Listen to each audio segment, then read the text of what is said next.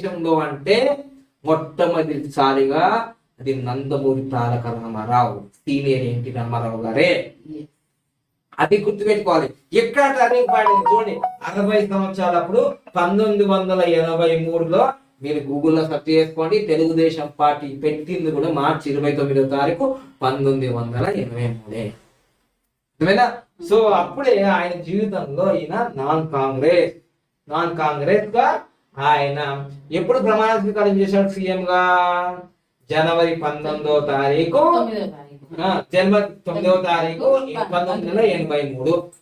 Turning point రకాల మీరు.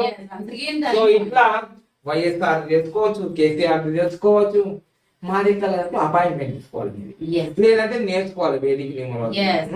So ఇట్లా టర్నింగ్ పాయింట్ మీ జీవితంలో ఖచ్చితంగా టర్నింగ్ వేస్తుంది. ఇదంతా కూడా